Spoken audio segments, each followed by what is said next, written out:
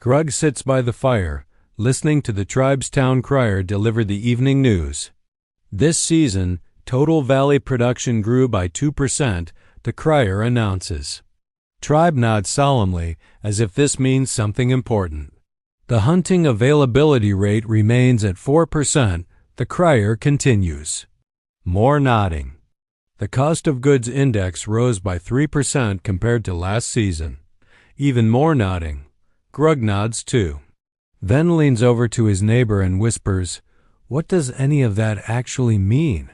Neighbor shrugs. No idea. But it sounds important, so we nod. Grug realizes the entire tribe has been nodding along to numbers nobody understands for as long as anyone can remember. Today, Grug breaks down the three numbers that dominate every economic news report: GDP, unemployment rate, and inflation. Let's start with the one that gets the most airtime, GDP. GDP stands for Gross Domestic Product.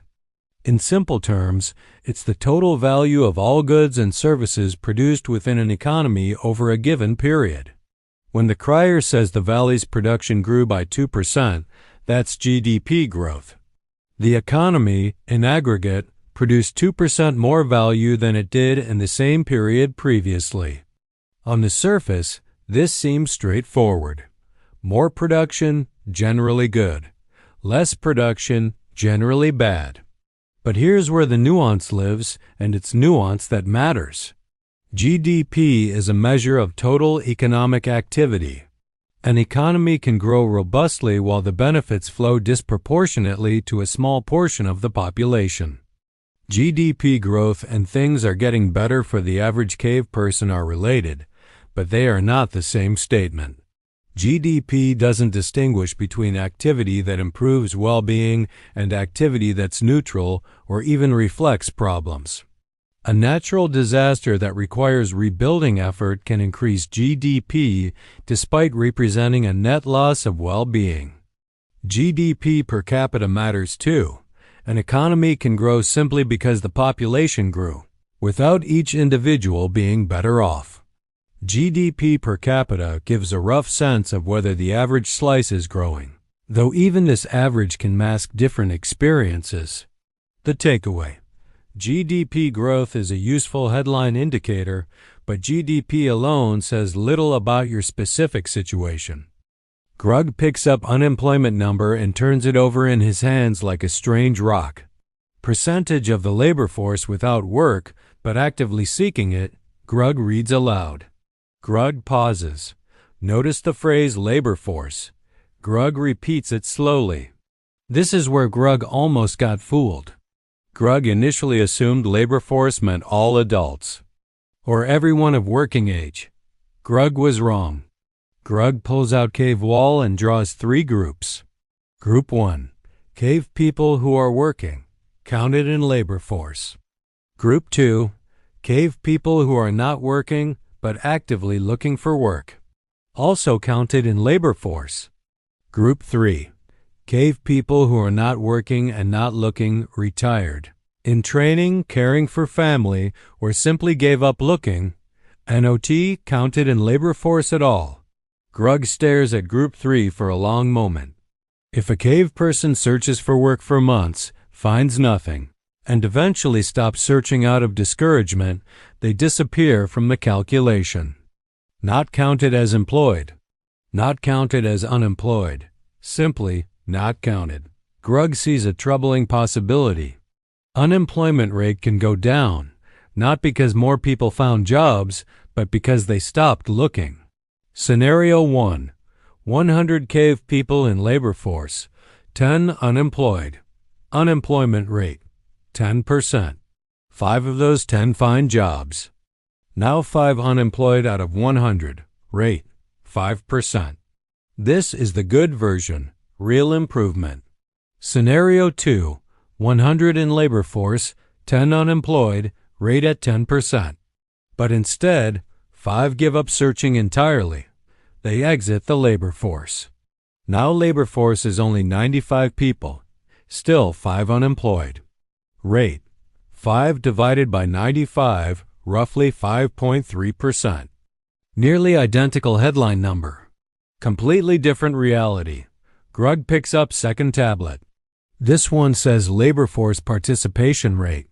Participation rate measures what percentage of working-age cave people are in the labor force at all, whether employed or seeking.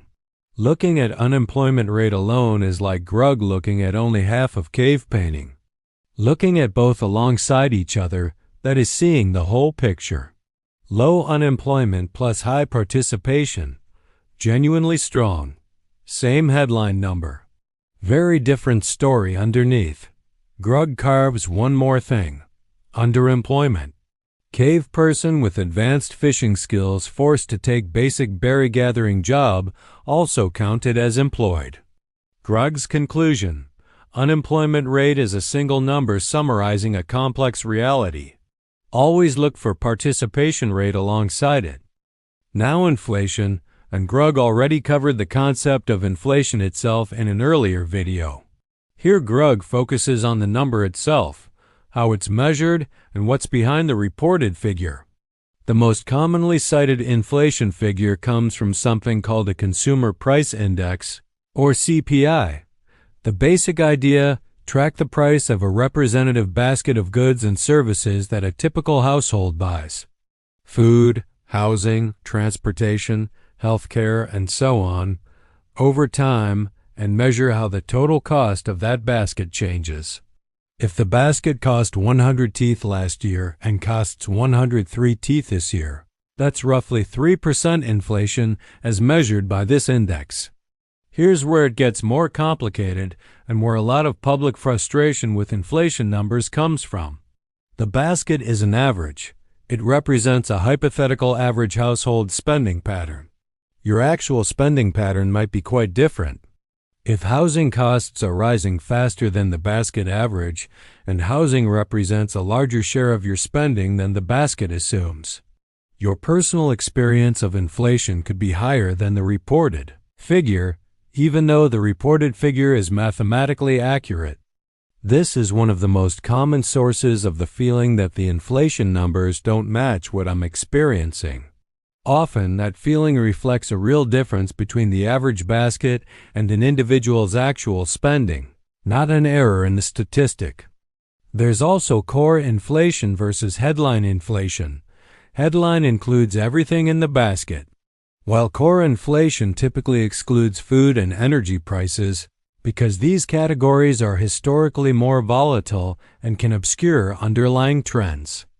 Core inflation is what policymakers focus on for long-term decisions, even though headline inflation is what people experience at the cave market. Grug's takeaway. Inflation figures are measuring something real and methodologically consistent, but they're an average across a representative basket. Your personal inflation rate, based on your actual spending pattern, can differ meaningfully from the headline number in either direction. Now Grug's practical question.